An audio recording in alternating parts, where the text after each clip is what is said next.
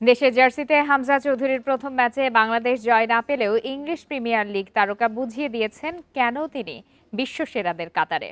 তাকে ঘিরেই নতুন স্বপ্ন বাংলাদেশের ফুটবলে। হামজার উপস্থিতি অন্য ফুটবলারদের তাড়না বাড়ালে লাল সবুজদের জয়ের সংখ্যা বাড়বে। এই ঈদে জামা জুতো অ্যাক্সেসরিজের ডিসকাউন্ট। দু দলের ২২ জনের মধ্যে তিনিই সবচেয়ে বড় তারকা। শুধু বড় বললেও ভুল হবে। হামজা চৌধুরী অন্যদের চেয়ে যোজন যোজন এগিয়ে। ব্রডকাস্টারের ক্যামেরার ফোকাস বারবারই ছিল ঝাঁকড়া চুলের হামজার দিকে। খেলার শুরুতে সৃষ্টিকর্তার কাছে হামজার লম্বা প্রার্থনা।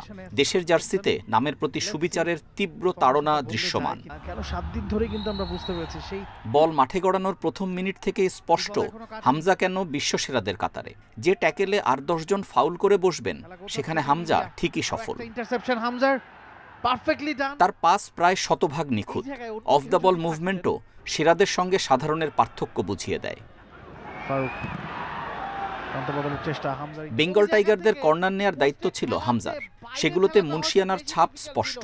গোলের সম্ভাবনা তৈরিও হলো, কিন্তু ওই যে ফরওয়ার্ডদের ব্যর্থতা। হামজা ১০০-তে ১০০।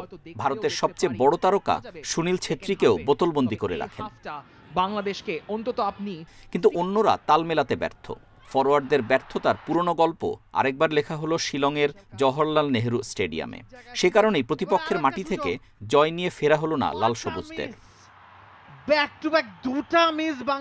কখনো আক্রমণে, আবার কখনো গোলকিপারের আগে দাঁড়ানো ডিপ ডিফেন্সে। কোথায় ছিলেন না হামজা? অল্প সময়ে দলের সঙ্গে বোঝাপড়াটাও নজরে পড়েছে আলাদাভাবে। বাংলাদেশের বিপক্ষে হামজাকে নিয়ে যে প্রত্যাশা, সেটা শতভাগ পূরণ হয়েছে। তাকে ঘিরে স্বপ্নের জাল নতুন করে বোনার শুরু। তার হাসিমুখটাই ম্যাচের highlights. Rakibul Hasan, independent news.